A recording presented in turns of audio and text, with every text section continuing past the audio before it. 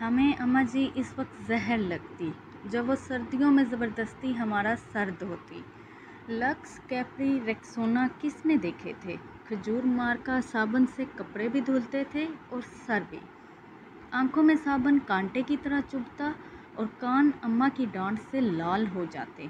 हमारी ज़रा सी शरारत पर अम्मा आग बगोला हो जाती और कपड़े धोने वाला डंडा उठा लेती, जिसे हम डिमनी कहते थे। लेकिन मारा कभी नहीं। कभी ऐन वक्त पर दादी जान ने बचा लिया, कभी बाबा ने और कभी हम ही भाग लिए। गांव की रौनकों से दूर ऐन फसलों के बीच हमारा डेरा था। डेरे से पगडंडी पकड़कर गांव जाना अम्मा का सबसे बड़ा शॉपिंग टूर हुआ करता था, और इस टूर से महरूम रह जाना हमारी सबसे बड़ी बदनसीबी। अगर कभी अम्मा अकेले गांव चली जाती तो वापसी पर हमें मरुंडे से भुलाने की कोशिश करती। हम पहले तो नन्हे हाथों से अम्मा जी को मारते, उनका दुपट्टा खींचते, फिर इनकी गोद में सर रखकर मुंह फाड़ फाड़ कर रोते। कभी अम्मा गांव साथ ले जाती तो हम उछलते कूदते खुशी खुशी इनके पीछे पीछे भागते। शाम के जब गांव से वापसी होती तो हम बहुत रोते। हमें गांव अच्छा लगता था।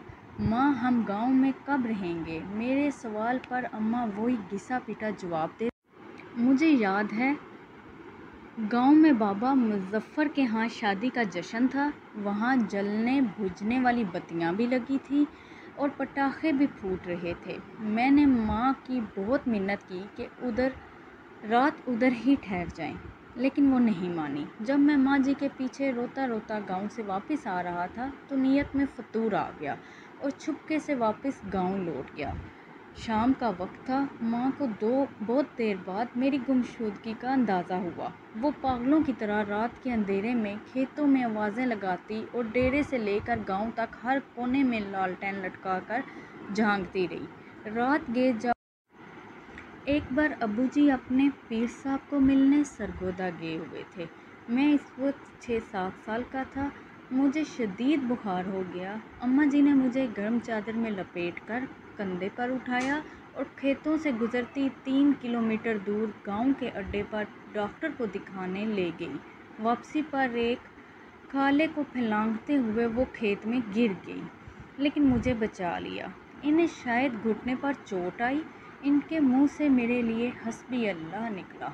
ये वाक़या मेरी ज़िंदगी की सबसे पुरानी याददाश्तों में से एक है। यकीनन वो बड़ी हिम्मत वाली खातून थी और आखिरी सांस तक मेहनत मुशक्क़त की चक्की पीसती रही। फिर जाने कब मैं बड़ा हो गया और अम्मा से बहुत दूर चला गया। साल भर बाद जब घर आता तो माँ गले लगाकर खूब रोती, लेकिन मैं सबके सामने हंसता रहता।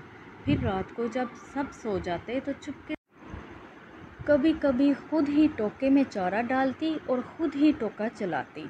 जब मैं घर होता तो मकदूर भर उसका हाथ बटाता। जब मैं टोका चलाते चलाते थक जाता तो वो सरगोशी में पूछती, बात करूं तुम्हारी फलां घर में? वो जानती थी कि मैं पैदाइशी आशिक हूँ और ऐसी बातों से मेरी बैटरी फुल चार्ज हो जाती है। फिर हमने गांव में घर बना लिया और माँ ने अपनी पसंद से मेरी शादी कर दी। मैं फैमिली लेकर शहर चला आया और माँ ने गांव में अपनी अलग दुनिया बसा ली। वो मेरे पहले बेटे की पैदाइश पर शहर भी आई। मैंने इन्हें समुंदर की सैर भी कराई। क्लिफ्टन के साहिल पर चाय पीते हुए इन्होंने कहा, इस समुंदर से तो हमारे डेरे का छप्पर ज़्यादा खूबसूरत लगता है। माँ बीमार हुई तो मैं छुट्टी पर ही था। इन्हें कई दिन तक बास्को पान खिलाकर समझाता रहा कि मामूली पेट का दर्द है, जल्द फाका हो जाएगा। फिर दर्द बढ़ा तो शहर के बड़े अस्पताल ले गया, जहां डॉक्टर ने बताया कि जिगर का कैंसर आखिरी स्टेज पर है।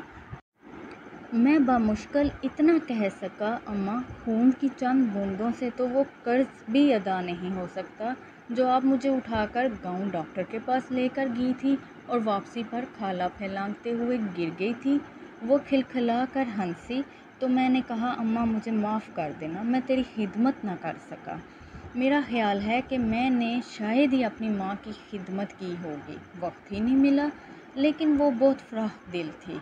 बिस्तरे मर्ग पर जब बार बार मैं अपनी कोताहियों की इनसे माफ़ी तलब कर रहा था तो कहने लगी, मैं राज़ी हूँ बेटा, काहे को बार बार माफ़ी मांगता है। माँ ने मेरे सामने दम तोड़ा, लेकिन मैं रोया नहीं। दूसरे दिन सर भारी होने लगा तो कब्रिस्तान चला गया और कब्र पर बैठकर मुंह फाड़ फाड़ कर रोया।